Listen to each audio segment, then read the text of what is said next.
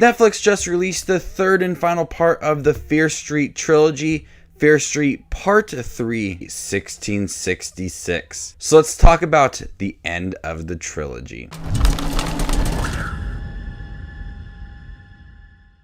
Welcome to my channel. My name is Justin. Here we focus on your favorite content from streaming services and in theaters. If you guys love to watch movies and shows, like I do, you guys are in the right spot. Consider hitting that subscribe button down below. The origins of Sarah Fier's curse are finally revealed as history comes full circle on a night that changes the lives of Shadysiders forever. Ever since Fear Street Part 1, I've been looking forward to the third film, getting all of the answers for the curse of Sarah Fier and everything that's happened in Shadyside. Now, the approach to 1666 is a bit unique because the characters that have appeared in both films so far are recasted as different characters in 1666. But they're not playing the characters that they played in 1994 and 1978.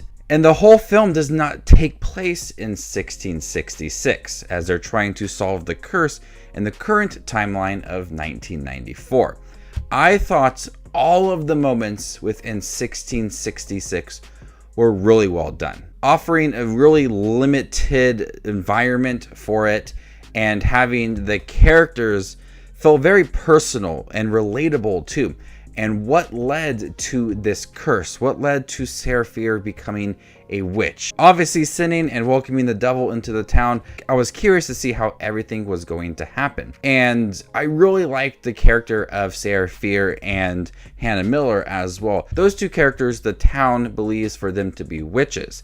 So for a good first hour of the movie, it's really chaotic. And it's really quickly paced because the movie's almost 2 hours. It doesn't spend the full 2 hours in 1666. So we have to get a lot done within 1666. And they do a lot.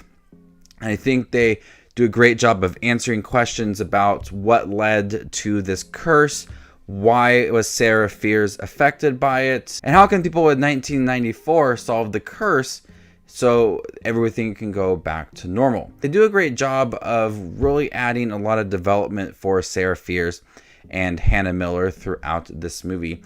Like I said, they end up being really relatable characters, likable characters, and their story is heartbreaking. I expected something different for 1666 because there is a twist at the end of this movie. From the first and second film, I thought that Sarah Fier from the 1666 would be a bad person because she's a witch and she's cursing the town.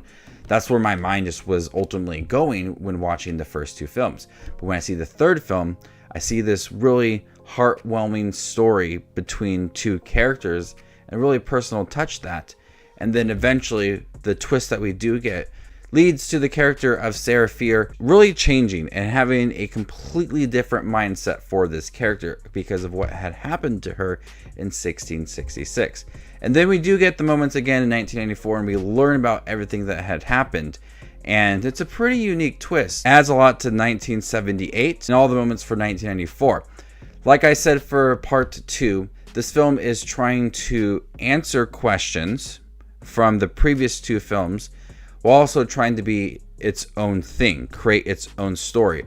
But it's not forgetting moments in the previous two films that we had questions for, that we wanted answers for, and 1666 does that. It gives us those answers while also trying to stand up on its own. Once again, this film is gory as can be. I've really enjoyed the violence within these movies.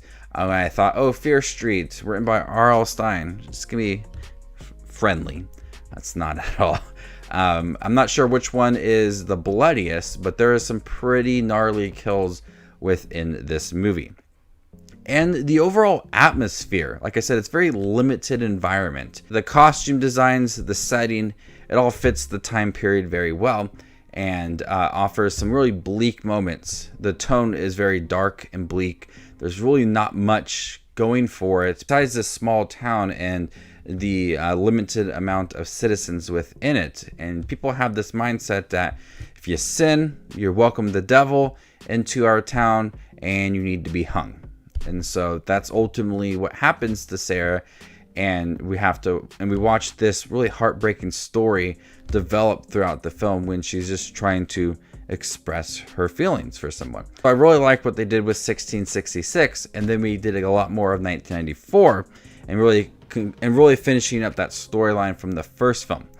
And so I think also those moments work really well. But the actors and actresses that play two different characters, I do think they did a great job of trying to make them separate from the previous entries, like Olivia Scott Welch, who played Hannah in 1666, but also played a different character in 1994. I like that the actors and actresses were trying to give different characteristics to make them separated from both entries.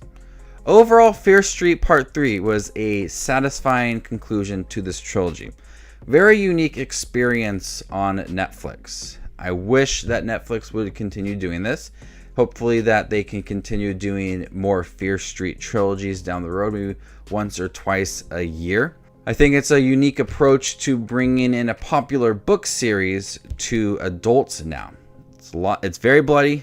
The stories are worth telling and visiting, and the overall structure and development throughout all three movies is something that really kept me coming back for the next movie. I'm going to go ahead and give Fear Street Part 3 1666 a B+. Thank you guys for checking my review for the third part of Fear Street on Netflix. What did you guys think of the final part in this movie trilogy? Let me know in the comment section down below, and stay tuned for more up and coming content. My name is Justin Watches Movies, and you guys stay classy, YouTube.